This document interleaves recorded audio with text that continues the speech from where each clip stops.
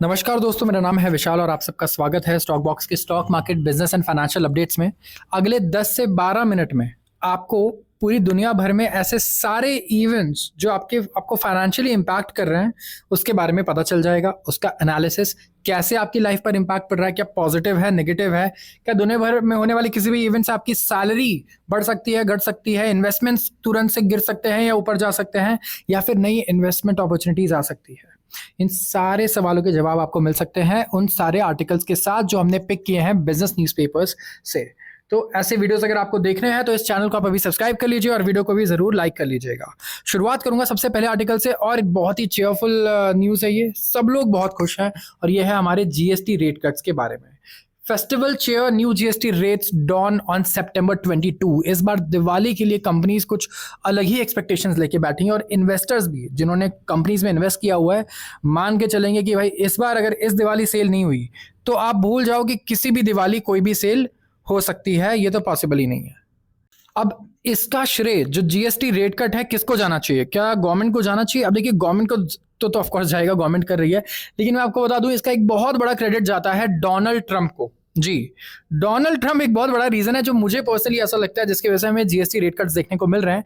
Specifically क्योंकि एक तो हम वैसे ही परेशान थे कि हमारा पर्सनल कंजम्पशन नहीं बढ़ रहा है ज़्यादा, और साथ में ये टेरिफ्स की वजह से बहुत प्रॉब्लम आ सकती थी और जीडीपी पे काफ़ी नेगेटिव असर भी आ सकता था। और गवर्नमेंट ने इस टाइम पे क्या किया, देखा कि ब्याज दर भी कम है, ये सही मौका है कि जीएसटी रेट्स को गिराया जाए, ताकि अगले 1 से 2 साल से लेके हो सकता है अगले 5 साल तक भी जो यूएस के को एक्सपोर्ट जाते हैं इंडिया के, अगर वो नहीं हो पाए, ऊपर वापस नहीं आ पाए, तो हम एटलीस्ट इंडिया अपने आप को सस्टेन कर पाएगा अपने खुद के कंजम्पशन से। तो इंडिया यहाँ पे फोकस कर रहा है कि हमारा खुद का कंजम्पशन इतना हो, इतना सामान हम खुद खरीदें अपने प्रोड्यूसर से, मैन्युफैक्चरर से, कि हम अपनी ग्रोथ को खुद ही पंप कर पाए, अपने ग्रोथ को खुद ही फ्यूल कर पाए, हमें एक्सपोर्ट पे डिपेंडेंट रहने की बहुत ज़्यादा ज़रूरत ना पड़े। तो अभी भी हम बहुत ज़्यादा डिपेंडेंट है नहीं, लेकिन होना चाहते थे, हम चाहते थे कि एक्सपोर्ट्स को बढ़ाए। तो ये बहुत बड़ा श्रेय मैं कहूँगा इस टाइम पे जियो पॉलिटिकल टर्मियल को जा रहा है कि हमें जीएसटी रेट कट्स देखने को मिल रहे हैं। इतने बड़े बड़े बजट्स पे ऐसी चीज़ें अनाउंस होती थी, ये चीज़ें अनाउंस होती हैं इलेक्शन से पहले, इतना बड़ा न्यूज़, और इस टाइम पे आप देखो ये विदाउट एनी बजट और बिना किसी बड़ी चीज़ के ये यहाँ पे अनाउंस हुआ है। तो आप सबने ऑलरेडी देख लिया होगा कि कौन कौन से ऐसे आइटम्स हैं जिस पे रेट कट्स होने वाले हैं। गाड़ियाँ सस्ते होने वाली है काफ़ी सारी, ठीक है, कपड़े सस्ते होंगे, बहुत सारी चीज़ें हैं, इंश्योरेंस हमारा जो प्रीमियम है वो कम होने वाला है। तो यहाँ पे 22 सितंबर से जो फर्स्ट डे है नवरात्रि का, यहाँ से हमें जीएसटी रेट कट्स देखने को मिलेंगे, एंड यहाँ पे रैशनलाइज किया जा रहा है रेट्स को, और स्ट्रक्चरल रिफॉर्म्स भी आ रहे हैं ताकि ईज ऑफ लिविंग को हम प्रमोट कर पाएं। तो यहाँ पे रैशनलाइजेशन के लिए, कॉमन मैन के लिए, एक आम आदमी के लिए यहाँ पे इन्होंने क्या किया है, साबुन, टूथपेस्ट, नमकीन, चॉकलेट्स, कॉफी, इन सबको 5% की कैटेगरी में लेकर आ गए हैं फ्रॉम ईदर, या तो ये 12% पे थे या तो ये 18% पे थे। तो एक रैशनलाइज किया जा रहा है, ऐसा कि लॉजिकली आप एक्सप्लेन कर पाओ, ठीक है, लॉजिकल वे में रेट्स को डिसाइड किया जा रहा है और आइटम्स को इसमें लाया जा रहा है। तो जो रिन्यूएबल एनर्जी इक्विपमेंट है जैसे कि बायोगैस प्लांट्स, विंड मिल्स, ये अट्रैक्ट कर रहे हैं 5% जीएसटी इंस्टेड ऑफ 12%। और जो जीएसटी है स्मॉल कार्स पे, बसेस पे, ट्रक्स पे, एम्बुलेंसेस पे, मोटरसाइकिल हो गया बिलो 350 सीसी का, 3 व्हीलर, एयर कंडीशनर, इन सब पे भी आपको जीएसटी रेट का अच्छा खासा देखने को मिलेगा। तो इस टाइम पे शेयर्स कौन से सबसे बढ़िया चल रहे हैं? आप देखो, 4 व्हीलर कंपनी के शेयर्स कुछ अलग ही चल रहे हैं, 2 व्हीलर कंपनीज के शेयर्स कुछ अलग ही चल रहे हैं, क्योंकि सबको एक्सपेक्टेशन है कि इनकी बिक्री तो बहुत ही धमाकेदार रहने वाली है। क्योंकि एब्सोल्यूट बेसिस पे भी देखो कितना बड़ा डिफरेंस आएगा। आप एक कार खरीदो, आज जाके एक रॉयल एनफील्ड खरीदो आप, राइट, आज आप एक कोई भी मैं कहूँगा कार खरीदने जाओ, छोटी कार खरीदने जाओ, बड़ी कार खरीदने जाओ, आपको बहुत बड़ा डिफरेंस फील होगा। तो कहीं ना कहीं कुछ गुड्स ऐसे भी है जिनको पनिश किया जाएगा। तो यहाँ पे कुछ सिन गुड्स की कैटेगरी है, जैसे अल्कोहल हो गया, सिगरेट्स हो गया, इनके ऊपर जो टैक्स है उसे बढ़ाया जाएगा। तो मुझे नहीं लगता कि बहुत ज़्यादा इससे लोग नाराज़ होंगे। तो ये है अपडेट हमारे जीएसटी रेट कट्स का, जिसमें हमने थोड़ा सा क्रेडिट डोनाल्ड ट्रंप को दिया है, हो सकता है थोड़े से थोड़ा ज़्यादा क्रेडिट वो डिजर्व करते हो।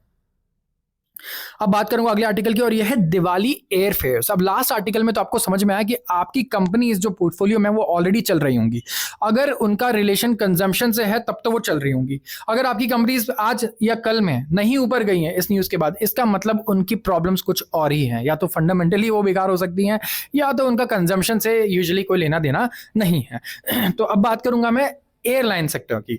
एयरलाइंस में कुछ लोग इन्वेस्टेड होंगे ज़रूर। अब आप ये देखो कि जो दिवाली के वक्त एयर फेयर है, जो प्राइजेस हैं टिकट्स के, 52% स्क्वीज हो चुके हैं। इशू है सप्लाई की। एयरलाइन ज़्यादा है नहीं हमारे पास, डिमांड उसके हिसाब से बहुत ही ज़्यादा हो गई है, तो यहाँ पे हमें फेयर प्राइजेस काफ़ी ऊपर जाते हुए नज़र आ रहे हैं।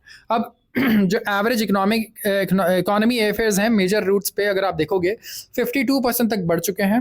एंड यहाँ पे करीब करीब 14,000 का एवरेज चल रहा है। ठीक है, मुंबई से पटना रूट अगर आप देखोगे, ऑन एन एवरेज एक टिकट 14,500 की है, जो पिछले साल सिर्फ 9,500 की थी। तो पिछले साल के कंपैरिजन में 50% ज्यादा इस दिवाली आपको पे करना पड़ रहा है मुंबई से पटना जाने के लिए।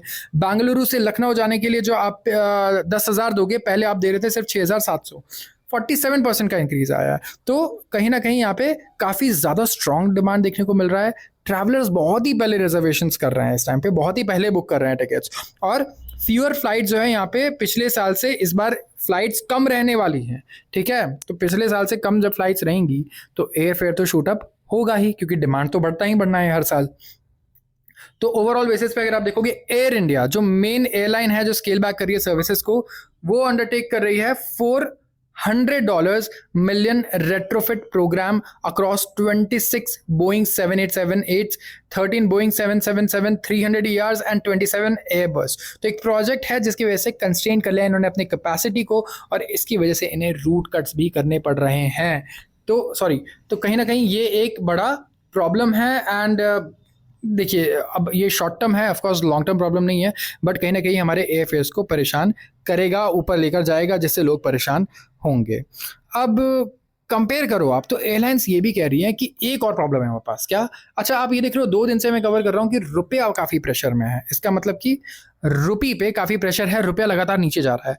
अब आप एविएशन कंपनी हो, आपको फ्यूल डलवाना है, वो तो डॉलर्स में होगा, राइट? तो कहीं ना कहीं ये एयरलाइंस ब्लेम कर रही हैं कि जो वीकर रुपी है, इसकी वजह से एविएशन टर्बाइन फ्यूल महंगा पड़ रहा है, जो लास्ट ईयर के लेवल पर ही है। तो लार्ज शेयर ऑफ जो एयरलाइन कॉस्ट है वो डॉलर डिनोमिनेटेड होते हैं। तो जब भी डॉलर मजबूत होता है, या आप याद रखना, एयरलाइन का हमेशा नुकसान होता है, क्योंकि इनके कॉस्ट सारे डॉलर्स में होते हैं, लेकिन पैसा ये सारा डॉलर में कमाते नहीं है।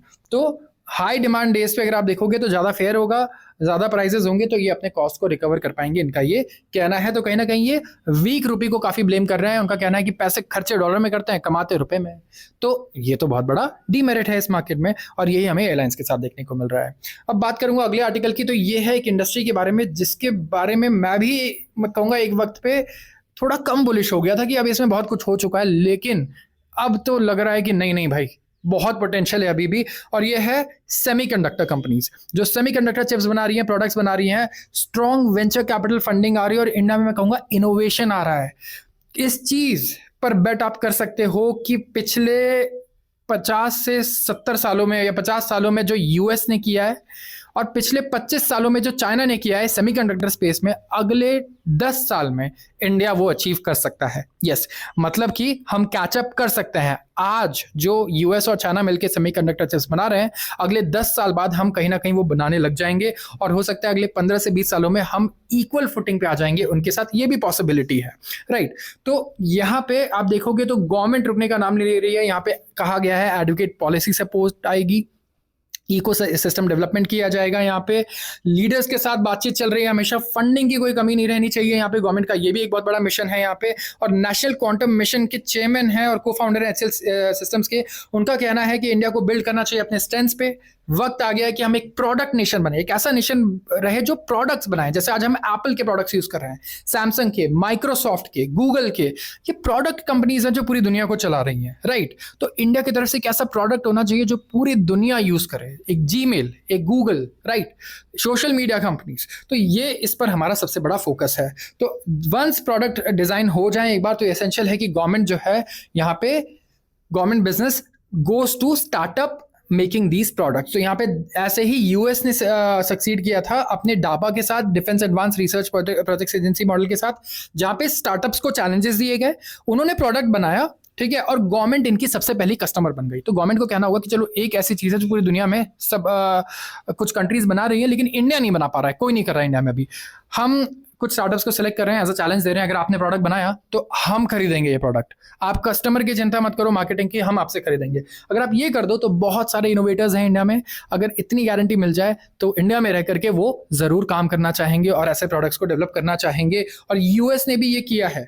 तो जो इनिशियल डिमांड है गवर्नमेंट की वो डायरेक्टेड होनी चाहिए टू स्टार्टअप्स, क्योंकि हर एक प्रोडक्ट कंपनी जो है उसे एक एंकर कस्टमर चाहिए, और अगर उन्हें एक अपॉर्चुनिटी मिल जाए गवर्नमेंट के साथ तो वो मूव करते हैं टू सेक्टर्स जैसे कि ऑटोमोटिव, एरोस्पेस, और एक प्रोग्रेसिव पाथ वो खुद ढूंढ लेते हैं अपने लिए। तो ये एक बहुत बड़ा पॉइंट है यहाँ पे। एंड इनका कहना है कि इनिशियल डिमांड गवर्नमेंट क्रिएट कर दे तो बहुत बढ़िया है, एंड हमें अट्रैक्ट करना होगा वर्ल्ड क्लास टैलेंट को यहाँ पर, ताकि हम स्ट्रॉन्ग लोकल प्रोडक्शन कर पाएं, और इंडियन ओरिजिन टैलेंट जो है उसे वापस लेकर आना होगा सिलिकॉन वैली से और दुनिया भर से, ताकि हम लोकल फर्म्स को बिल्ड कर पाएं। और इन्वेस्टर का कॉन्फिडेंस भी बहुत इंपॉर्टेंट है, क्योंकि यहाँ पे आप देखो कि पैसा अगर कोई लगा रहा है तो वो जरूर इससे पैसा कमाना चाहेगा। तो चाइना चेंज कर रहा है टेक्नोलॉजी सिस्टम्स हर साल, हर महीने, एंड हम अभी सिर्फ शुरुआत कर रहे हैं, तो हमें बहुत आगे जाना है, बहुत कवर अप करना है। तो ये बहुत ज़रूरी है कि इन्वेस्टर्स जो हैं, इन्वेस्टिंग फर्म्स जो हैं, वो सपोर्ट करें इस इकोसिस्टम को कि हम चिप्स बिल्ड कर पाएँ। और इन्होंने ये भी एम्फसाइज किया है कि हमें वर्ल्ड क्लास टैलेंट को अट्रैक्ट करना होगा, ताकि लोकल प्रोडक्शन पे हम लोग फोकस कर पाएँ, लोकली प्रोड्यूस कर पाएँ, ये सारी चीज़ें। ठीक है, तो सेमीकंडक्टर की कहानी अभी शुरू हो रही है, अभी खत्म नहीं हुई। अगर आप लॉन्ग टर्म बेसिस पे देखोगे, प्रोडक्ट बेसिस पे देखोगे, तो क्या ये प्रोडक्ट अभी है कि दुनिया में सबसे टक्कर लेने लायक जो इंडिया प्रोड्यूस कर रहा है in terms of chips and semiconductors? नहीं है। तो जब तक हम वहां नहीं पहुंच जाते तब तक मुझे नहीं लगता कि इस सेक्टर में ग्रोथ रुक सकती है। अब बात करूंगा मैं इंडिया के ऑफिस सेक्टर की। अब उन कंपनीज का डेटा उठाओ जो कंपनीज क्या कर रही है, ऑफिस स्पेस दे रही है आपको रेंट पे। ठीक है, आपने काफी सारे शेयर्ड ऑफिस स्पेस का नाम सुना होगा, कॉस्मोपॉलिटन्स में तो बहुत पॉपुलर है, लेकिन अब ये टीयर 1 टीयर 2 सिटीज में बहुत तेजी से ग्रो कर रही हैं। और इसका सिंपल एक प्रॉब्लम है, आज आप एक बिजनेस शुरू करते हो ना, आप देखो कि आपका सबसे बड़ा कॉस्ट ही रेंट है जी। तो आप पैसे पहले महीने से तो कमाओगे नहीं, और एकदम से मेन लोकेलिटी पे फ्लैट लेना या फिर एक ऑफिस स्पेस लेना इज वेरी डिफिकल्ट। इंडिया में मैं बता दूं आपको, रेंट हमारे यहाँ बहुत ज्यादा है, प्रॉपर्टी के प्राइसेस हमारी इनकम से मैच ही नहीं करते। इतना ज्यादा इंडिया में प्रॉपर्टी के प्राइसेस महंगे हैं, जो पर कैपिटा इनकम है वो कहीं और ही है और प्रॉपर्टी के प्राइसेस कहीं और ही हैं। तो इसकी वजह से शेयर्ड ऑफिस स्पेस का कॉन्सेप्ट ना इंडिया में बहुत बढ़िया चलता है। स्पेसिफिकली अगर आप देखोगे तो वीवर्क नाम की कंपनी पूरी दुनिया में बैंकरप्ट हो गई थी, लेकिन उसका इंडिया का ऑफिस सबसे प्रॉफिटेबल ऑफिस था और सबसे बढ़िया ग्रोथ रेट भी थी। आप ये सोचिए कि कितना बड़ा एनॉमली है ये। तो यहाँ पे ऑफिस सेक्टर में अगर आप देखोगे तो काफी बढ़िया एवोल्यूशन चल रहा है। यहाँ पे इंस्टीट्यूशंस आ रहे हैं, अब यहाँ पे बड़े बड़े ब्लैक रॉक और ब्लैकस्टोन जैसे कंपनीज जो ट्रिलियंस ऑफ डॉलर्स एसेट्स में मैनेज करते हैं, वो इंडिया में आते हैं। अब वो इंडिया में आके बिल्डिंग्स खरीद रहे हैं, ठीक है, और वो इसे REIT प्रोडक्ट्स में बना रहे हैं, रियल एस्टेट इन्वेस्टमेंट ट्रस्ट। तो इन्हें पता है कि इस चीज़ की गारंटी है कि इंडिया में इतना एक्सपेंसिव हो गया रियल एस्टेट की कोई फर्म खुद से खरीद नहीं सकता। ऑफिस स्पेस वो शेयर करेगा, खुद से पूरा रेंट पे भी नहीं ले सकता, स्पेसिफिकली स्टार्टअप्स। तो इस फील्ड में बहुत स्कोप है, इस प्रॉब्लम का सोल्यूशन इनके पास है। तो अपकमिंग लिस्टिंग होने वाली है रियल एस्टेट इन्वेस्टमेंट ट्रस्ट की, एंड यहाँ पे 4 लिस्टेड ऑफिस रेट्स जो है यहाँ पे आ जाएंगे, embassy office parks, Mindspace business parks, Brookfield India and knowledge realty trust. तो एक्सपेक्टेड है कि इंस्टीट्यूशनल फुटप्रिंट बढ़ाएंगे ऐसे सेक्टर में, एंड डेवलपर्स जैसे कि बेंगलुरु बेस्ड अब अगर आप देखेंगे बैगमेन है या फिर पुणे बेस्ड पंचशील रियल्टी है, ये भी एक्सप्लोर कर रहे हैं REIT ऑप्शंस, जहाँ पे बातचीत चल रही है इनकी US के इन्वेस्टमेंट मैनेजर ब्लैकस्टोन के साथ। तो आप समझ रहे होंगे कि क्योंकि एक बड़ा प्रॉब्लम भी है ये इंडिया में, हमें लिक्विड फंडिंग चाहिए। ऑफकोर्स रियल एस्टेट प्रोजेक्ट्स बहुत ज़्यादा महंगे हो गए हैं, तो बहुत अच्छा खासा फंड चाहिए होता है लैंड एक्वायर करने में और कंस्ट्रक्शन करने में, जहां रेगुलेटरी कंप्लायंसेस भी बहुत ही सारे होते हैं, बहुत ही अनोखे होते हैं। तो ये रियल एस्टेट जो सेक्टर है बहुत ही अलग तरीके से इवॉल्व कर रहा है। तो रियल एस्टेट सेक्टर में अब आपको ट्रेडिशनली उसको नहीं देखने की जरूरत है कि ये अपार्टमेंट्स कंपनी बनाती है और बेचती है, नहीं। आप देखो REITs में कौन काम कर रहा है, आप देखो डेटा सेंटर्स के प्रोजेक्ट्स किसको मिल रहे हैं, जो कंस्ट्रक्शन कंपनीज है, रियल एस्टेट कंस्ट्रक्शन कंपनीज में भी डेटा सेंटर्स में कौन ज्यादा पैसे कमा रहा है, लग्जरी हाउसिंग कौन कर रहा है। तो ये कंपनीज यहाँ पे सबसे ज्यादा पैसा कमाती हुए हमें नजर आ रही हैं। शेयर्ड ऑफिस स्पेस कौन कर रहा है, ऐसे स्टार्टअप्स हैं, ऐसे शायद लिस्टेड कंपनीज भी हैं जो शेयर्ड ऑफिस स्पेस देती है, वर्क स्पेस देती हैं, वो भी बहुत अच्छा प्रॉफिट मार्जिन निकाल रही है और बड़ा इजी भी है उन्हें स्केल करना। तो ऐसे बिजनेसेस को आप कभी भी मिस मत करना अगर आप पोर्टफोलियो बनाने की जब भी कोशिश करते हो। तो आज के लिए बस इतना ही। अगर वीडियो अच्छी लगे तो जरूर इस चैनल को आप सब्सक्राइब कीजिए, वीडियो को भी लाइक कीजिए, ताकि ये और लोगों तक हम इसे पहुंचा पाएं। आप सबका बहुत बहुत धन्यवाद।